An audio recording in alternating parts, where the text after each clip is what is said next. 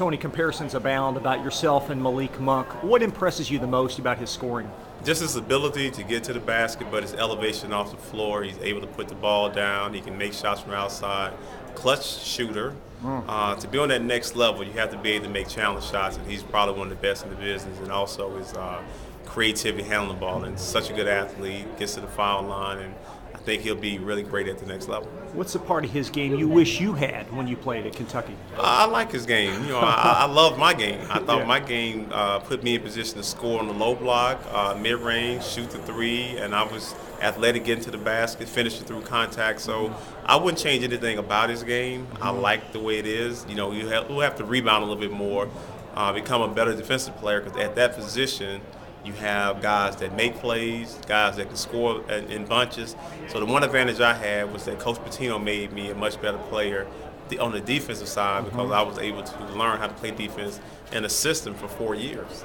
How would you evaluate his defensive game to this point right now? I think it will get better. I think with this younger generation of kids, it's about offense. But to be a great player, you have to be able to play on both sides of the court. So as we talk about two-way players, you should be able to play defense anyway. You shouldn't be called a two-way player. You should be a player who's committed, who's going to help his team out as far as making decisions and also knowing the rotation. But you have to move your feet. It's not about your hands, but it's another aspect that makes your game better. What about the communication piece that's involved in playing defense? It happens when you have a leader. And the leader, if it's the point guard, shooting guard, whichever guy's the best player, I think he's the one should be doing all the communicating. But also having a back line that protects you helps out. But if he's going to become a better defensive player, you're right, communicating, but also you have to take on the challenge. And the challenge comes from, my man is not going to score if I'm not scoring, but also if he's a good scorer, how can you slow him down to help your team win a game?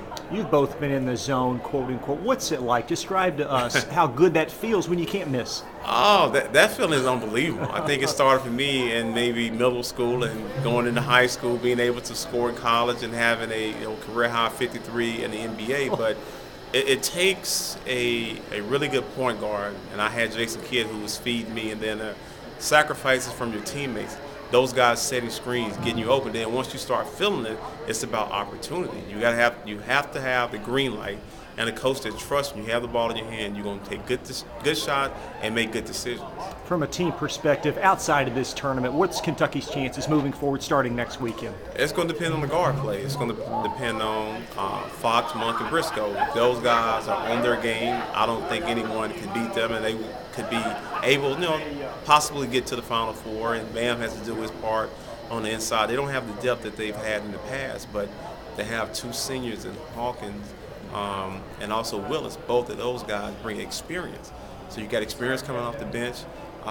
Malik and also De'Aaron, both of those guys are able to take over a game. And when you get to the NCAA tournament, if one guy's not on, the other guy has to know it's his time and he needs to pick up his team. How concerned should Kentucky fans be about the slow starts?